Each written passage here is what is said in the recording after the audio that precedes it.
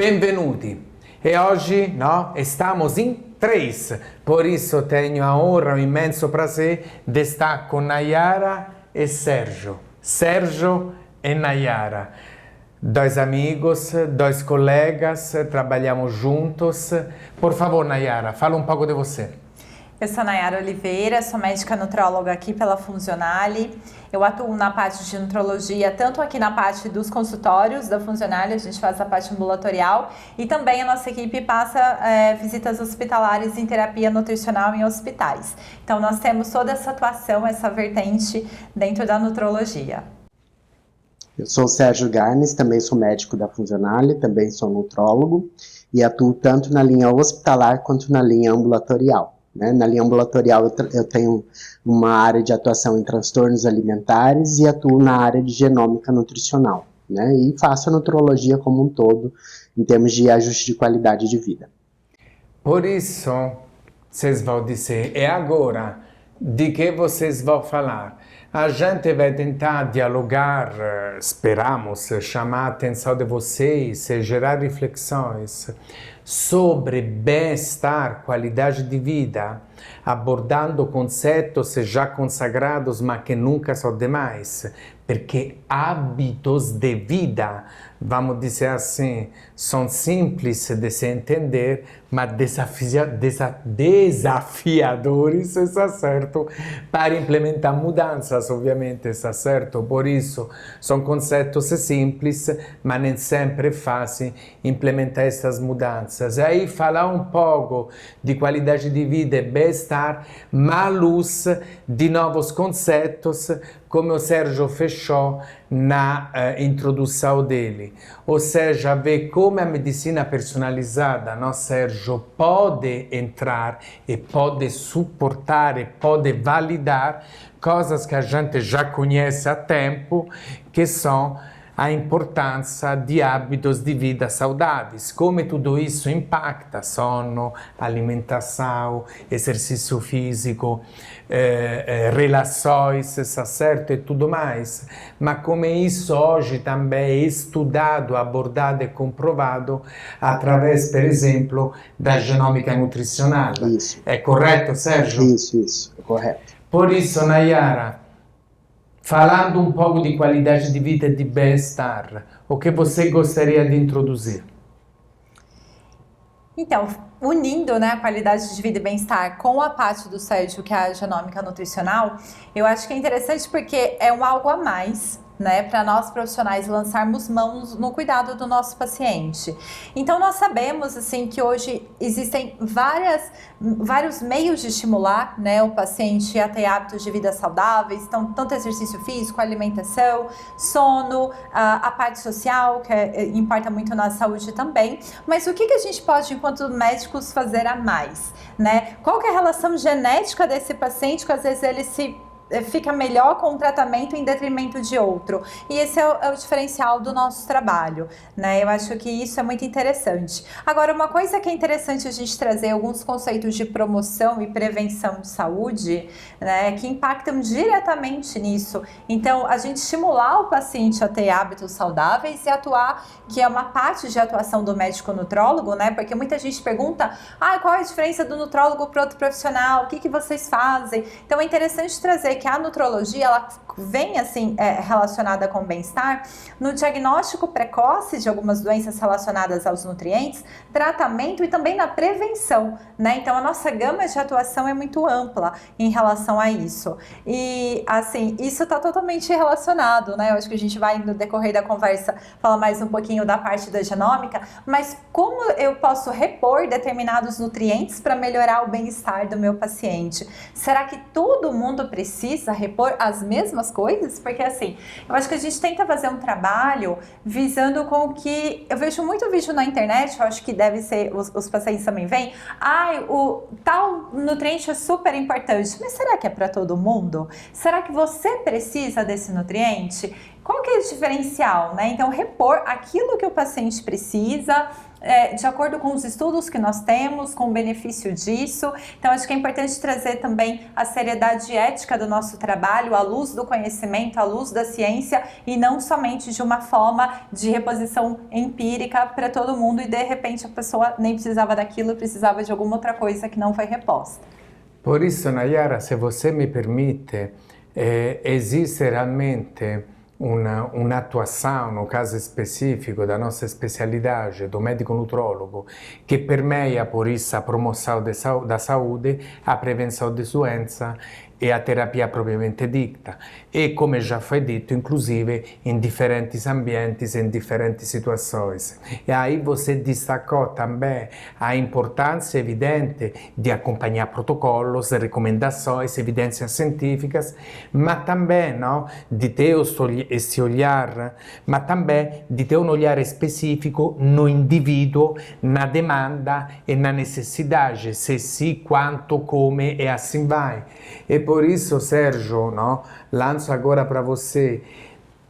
Você concorda provavelmente com aquilo que a gente abordou até agora e come entra a genomica nutrizional, tanto complementando quanto come papel de destaque no cuidado e na personalização do cuidado. Perfeito, Andréa. Vou comentar, acho que a Nayara falou bem. Vamos lá, primeiro, o que é a genômica nutricional? Genômica é um estudo, basicamente, a ciência que vai ver a correlação dos nossos genes, né, do que está escrito no nosso material genético, aquilo que a gente vai passar para a próxima geração, né, os descendentes, e o que a gente herdou. Basicamente, é como moldar essa informação. A genômica, ela pode ter áreas dessa ciência, né, que a gente chama de disciplinas da ciência, que é a nutrigenética, onde eu vou avaliar o indivíduo, qual é a programação que ele traz, quais são os genes que ele traz, quais são as possíveis doenças que ele traz, quais são as alterações que ele possa ter no metabolismo, que a gente vai chamar de alterações de base, né, que a gente chama simples, que são os polimorfismos. Então, eu posso ter uma proteína que vai determinar uma determinada via metabólica, que é diferente da tua, que é diferente da Nayara. A minha proteína da Nayara pode ser a mesma, ter a mesma função, mas de repente você herdou dos seus antecessores um gene que tem uma proteína que tem uma função mais reduzida. Então, aquela via para você pode ser alterada e, de repente, se essa via puder levar a um acúmulo de alguma substância, você pode ter a fisiopatologia deste acúmulo, que pode levar ao desenvolvimento de uma doença. Então, basicamente, é estudar o que tem ali, isso é a nutrigenética. Então, esse processo, dentro do que foi falado, é o que a gente chama de personalização, né? Medicina personalizada, que está aí como uma estratégia. Então, eu avalio a genética do indivíduo e vejo quais são as possíveis predisposições que ele tem para algumas doenças ou a respeito de alguma ação que ele vai ter, né? Tipo, se ele vai responder melhor a algum tratamento, algum medicamento, se ele vai ter uma deficiência, né, de algum nutriente, se ele vai ter uma resposta mais adequada a uma intervenção que a gente está propondo. Então, a nutrigenética, desse ponto de vista, é analisar a parte dos genes, e isso é o máximo aí de personalização que a gente tem hoje dentro da área da ciência médica e de tratamento do indivíduo. A nutrigenômica é uma outra área, que é a área que vai identificar como que o alimento que eu estou propondo, aquela mudança alimentar, vai interferir nesses genes, nessa expressão gênicas. Aí não importa qual é o meu polimorfismo, né? Eu vou ter o alimento, o nutriente agindo naquele indivíduo. Então, tá em modo, como é que um resveratrol que tem no vinho funciona? Qual é o benefício? O que a cúrcuma tem de benefício, né, para a saúde? Então, são os alimentos ou os nutrientes específicos moldando nossa resposta metabólica e levando a um benefício, tá? A nutrigenômica, em geral, a gente vê isso um conceito individual, mas a gente pode ter um conceito mais amplo, tipo coletivo. Né, coletivo. Então é a mudança é o padrão alimentar de uma determinada população que vai fazer com que ele tenha uma melhora do estilo de vida, melhora a resposta e de repente não ter desenvolvimento de uma determinada patologia naquela região, naquela mudança. Só que é interessante, muitas vezes esse alimento, ele é um alimento protetor contra alguma coisa que o indivíduo possa até trazer. Então, a genética fala que ele possa ter alguma coisa, mas o estilo de vida que ele tem, o estilo alimentar, está protegendo contra aquela dispersão. Aí aquele indivíduo muda completamente sua forma alimentar, seja por indicação de um profissional ou não, ou seja, porque ele mudou de área, né? Saiu de uma região fria, foi para uma região quente ou vice-versa, e a mudança foi drástica do ponto de vista de alimentação. Ele perdeu aquele nutriente, aquele alimento que era a base que protegia. A partir desse momento ele está livre para expressar aquele gene que poderia levar a uma determinada patologia. Então, isso é o processo nutrigenômico em si. E a terceira área dessa ciência, que é a epigenética, tá? Unir esse conceito da nutrigenômica, que é o alimento, como ele funciona, unir o conceito da qualidade de vida como um todo, então sono, exercício físico, estresse, né? O dia a dia da pessoa em si, como que ela lida e como isso vai moldar a expressão gênica, que a gente chama que é a cromatina, e isso é passado para os nossos descendentes. Seria a situação onde eu estou adaptando aquele que vem após a mim a estar mais adaptado ao ambiente que eu estou vivendo hoje. Então ele vai ter uma facilidade melhor a estar neste momento, nesse planeta. Tá? Então é aquilo que a gente brinca, né? Eu fui moldado a ferro e fogo e isso leva uma melhor adaptação. Então a epigenética é esse processo que é um modelo onde o ambiente foi adaptando os indivíduos, não é só o ser humano, é qualquer ser vivo, ele vai funcionar assim, para que ele tenha uma melhor condição de estar presente naquele momento no planeta Terra. Tá? Então existe esse conceito e aí a gente tem a genômica, ela abrange o conceito populacional, de certa forma, mas ela, com essa vertente de individualização, ela é o máximo da expressão personalizada. Então a gente consegue explicar conceitos de saúde e de prevenção global e explicar o conceito de prevenção ou promoção de saúde individual. Tá? Essa é a diferença aí que a gente vê dentro do processo genômico. Muito obrigado, Sérgio. Interessante, Nayara. Muito interessante. E aí, tudo é interessante. Eu me permito de destacar um paralelismo que já foi falado, inclusive na sua fala, ou seja, você pode ter determinados hábitos por cultura, por clima, por questões mesmo de produção de determinados alimentos, que naquela região, por exemplo, existem determinados hábitos alimentares. Por isso você tem um fator hipoteticamente positivo que beneficia aquela coletividade. Mas aí os estudos, você citou 2 exemplos, tem muito mais, resveratrol, cúrcuma. Existe depois uma atuação específica, por isso quanto interessante, até de um ponto de vista de políticas, ou de um olhar um pouco mais amplo, quanto é interessante ver quanto aqueles hábitos, quanto aquela cultura, aqueles hábitos gastronômicos e tudo mais, pode impactar naquela população e quanto depois isso precisa de ser de uma forma mais específica no indivíduo, sempre que for necessário, e come de repente uma mudança apparentemente non tão drástica, ma che possa ti gerar outras mudanças, por exemplo, na alimentação, por inúmeros fatores, podem depois ter uma repercussão de um ponto de vista de qualidade de vida ou até mesmo de doenças. Eu fiz uma reflexão adequada, Sérgio? Total, é isso mesmo, é entender que basicamente a gente traz as informações genéticas escritas, tá?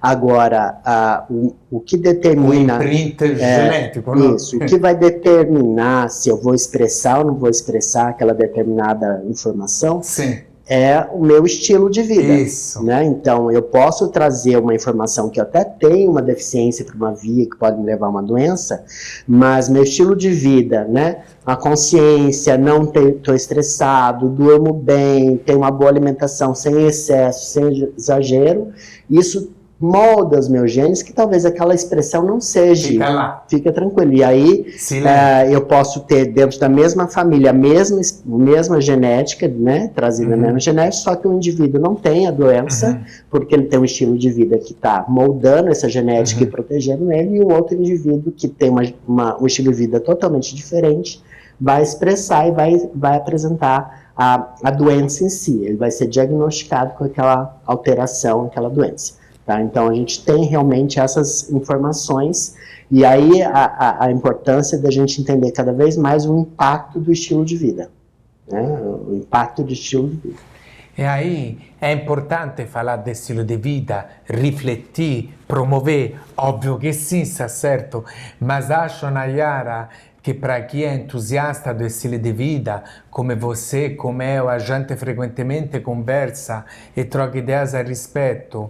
Todo este conhecimento, de fato, reforça e, se possível, motiva ainda mais em fortalecer determinados hábitos, sem julgamento, sem exagero, mas realmente tentando desenvolver um pouco mais a consciência de nós, profissionais da saúde, e também de que a gente tenta ajudar, de como, de fato, a ciência comprova mais uma vez, está certo, hoje, com mais essas ferramentas e desse novo olhar individualizado, mas de como de fato reforça a importância de hábitos de vida saudável.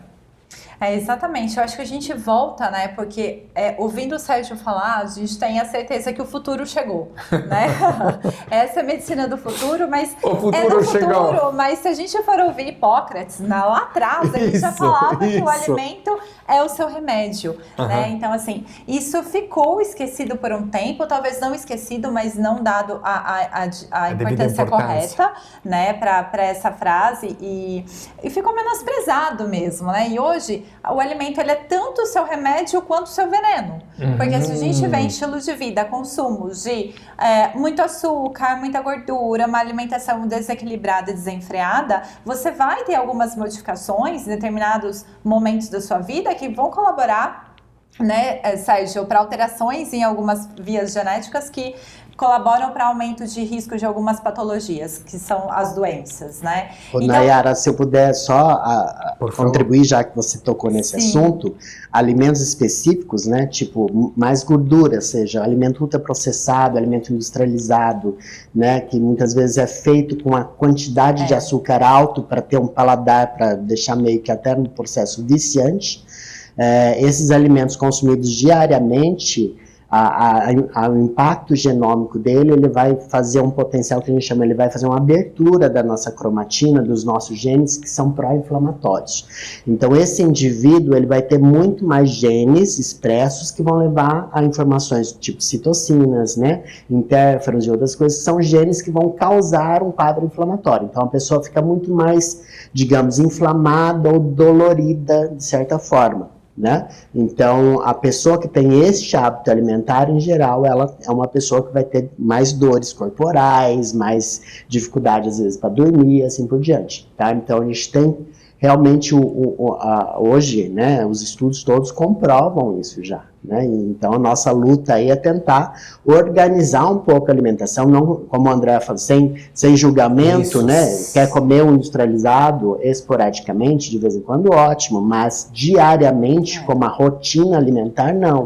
Fazer parte então, do estilo de exatamente, a gente tem que trabalhar para a mudança do padrão alimentar, ser uma mudança mais de alimentos in natura, menos processados, alimentos mais, digamos, caseiros, assim, né? E exato, trazer de volta esse conceito cultural, né, que a gente traz de pôr a mão na massa, fazer o próprio alimento, degustar, aproveitar, né, o carpe diem, viver o momento, viver a vida plena, que isso diminui o estresse, diminui tudo, melhora a relação, né, interpessoal e assim por diante. Então, acho que esse conceito é interessante. É super importante. E, desculpa, doutora Não, Andréia, por só favor. puxando um gancho, porque eu acho interessante a gente falar para o público geral. Sérgio, às vezes, assim, você falou de alimentos que geram inflamação e a gente ouve muito na prática, eu tirei glúten, lactose, mesmo sem ter intolerância, porque eu ouvi falar que gera inflamação, né? E muitas vezes a pessoa tem essa informação, isso se dissemina de uma forma um pouco incorreta, né? Porque a gente sabe que esses alimentos são isentos da alimentação de pacientes com intolerância à lactose ou doença celíaca ou intolerância a glúten. E aí a gente vê algumas informações disseminadas como se todos os alimentos fossem pró-inflamatórios, né? E o que a gente vê na prática é que às vezes tirando o glúten de uma pessoa que não tem indicação de tirar, mas a gente não só não tem diminuição efetiva em inflamação, os estudos já mostram isso, como também você tira alguns alimentos que poderiam ser fontes de vitaminas, né? Você quer comentar um pouquinho, que eu acho importante? São várias coisas interessantes, né? Você falou de vitaminas, por exemplo, olhando para o processo epidemiológico global populacional, a retirada do glúten da alimentação, que basicamente é a farinha de trigo, né, que é todos os alimentos feitos com essa farinha, então desde bolachas, macarrão, né, biscoitos em geral que a gente tem, e não uma substituição adequada, a gente está tirando uma suplementação de uma vitamina que é colocada dentro dessa farinha, que é o ácido fólico.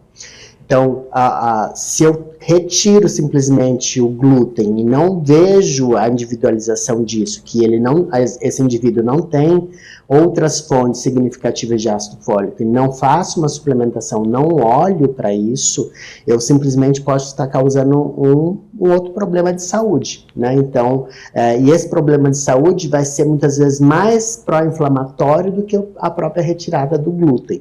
Então, não dá para generalizar, não dá para literalmente demonizar um único alimento, né, um componente alimentar que seria o glúten do trigo. Tem que retirar de quem precisa ou quem tem sintoma clínico significativo, sim, mas não da forma geral, né? Eu acho que isso já é uma atrocidade, digamos assim, principalmente porque não é feita a vigilância de outras deficiências que podem estar associadas. Se vocês me permitem, é interessante, perché evidentemente appena destaco che già foi falado, aqui a intenção não é criminalizar, não demonizar, como você disse, mas também não é santificar, porque não existe o remédio em si, quero dizer, o nutriente em si, o alimento, che risolve tutto, sta certo? Perché ovviamente mesmo alimento che tem determinadas nutrientes, com determinadas características, tem que ser sempre colocado dentro de um contexto di hábitos alimentares e di estilo di vita, perché è tutta una cosa interrelazionata. E por isso a sugestão realmente, no? Descasque mais e desembala menos, não é nunca, sta certo? É menos, é de base tentar ter com alimentos de verdade, com alimentos mais in natura, ter uma alimentação que de fato possa promover una vida melhor, de fato, na base di tutto isso che a ciência destaca, sta certo? Por isso o equilíbrio, Nayara, não é um ponto fixo lá, mas é uma faixa, ou seja, a gente tem que ter um pouco de tolerância sempre que possível, inclusive para promover esses hábitos e para que esta mudança de estilo de vida de fato possa acontecer, porque é difícil, exatamente. não é? E assim, o equilíbrio é essencial, porque como já foi falado, né, não é que nunca vai consumir, né, a gente indica às vezes até dentro de uma dieta saudável, isso é interessante falar para os pacientes, Sim. né, porque às vezes o consumo pontual faz parte de uma dieta saudável, a gente não quer fazer com que a reeducação alimentar seja tão sofrido a ponto da pessoa não poder ir no lugar porque não pode comer aquilo, né, então assim, eu acho que achar esse ponto ponto de equilíbrio dentro de uma vida saudável, assim como tudo, né? Isso. Exercício físico que a gente recomenda em excesso é prejudicial, né? Então, assim, saber colocar isso dentro de uma rotina saudável, né? É essa questão de uma medicina individualizada, de uma forma personalizada, de você saber escolher o que é de alimento, o que é exercício físico, a quantidade de horas de sono que uma pessoa se sente bem não é a mesma de outra. Então, assim, eu acho que essas pontualidades, né, serem bem colocadas aí no plano terapêutico, né, quando a gente faz o tratamento do paciente. Eu só quero complementar que a Nayara tocou num assunto que para mim é bem interessante, porque assim, não é que a gente não indique muitas vezes o alimento. E aí tem um conceito errado, em geral, do processo da dieta, né? Eu vou fazer uma dieta, quero emagrecer, não vou comer ultraprocessados, porque, né? E aí a pessoa troca a bolacha por barrinha de cereal, né? A barrinha de cereal é um ultraprocessado. Isso. Né? Então, não tem muita diferença do conceito ali, né? Você está tirando um pouco de calorias, você vai mudar um pouco os nutrientes, mas aquilo é ultraprocessado, aquilo tem conservante, aquilo tem xarope, aquilo, no fundo, ele também pode ser prejudicial se for consumido em excesso. Então, é o equilíbrio, né? Eu tenho que aprender a não comer excessos e comer de forma equilibrada para o meu metabolismo, fazendo um estilo de vida, com sono, com exercício físico, assim por diante. E não simplesmente falar assim, não vou comer mais isso, demoniza um alimento específico e troca por um outro que está na mesma classe, né, de alimento, porque é uma propaganda, é um marketing, né, que está sendo feito ali, que dieta tem que ser trocado por uma barrinha de cereal como lanche. Pode ser associado, inclusive, a uma percepção de alimento saudável. Sim, muitas vezes ele é vendido como um alimento saudável, um alimento de dieta.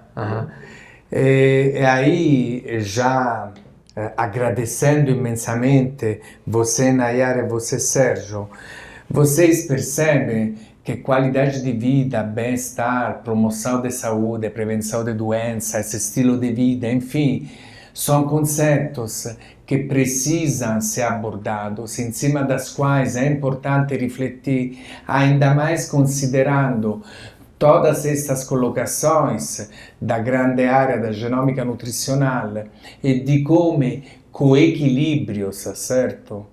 Com leveza, a gente pode se cuidar um pouco mais, pode ter uma vida mais saudável e, por isso, viver melhor. Muito obrigado, Nayara, muito obrigado, Sérgio, e deixo para cada um as considerações finais, por favor. Eu colocaria mesmo essa questão de individualidade, né, de tudo que a gente falou. Acho que saber qual nutriente você está necessitando neste momento, até uma forma assim de saber o que você consome de conteúdo na área da saúde, né, procurar um profissional para te orientar, porque eu acho que as coisas hoje estão banalizadas no sentido de todo mundo precisar de tudo, e a gente tem que ter uma parcimônia em relação a isso, porque nós sabemos também que a reposição em excesso de nutrientes também não é benéfica, né? Então a nutrologia ela é uma área que ela vem trazer o equilíbrio. Nós não queremos nem a deficiência e nem o excesso podendo causar alguma maleficência, né? Estamos aqui disponível para o que vocês precisarem.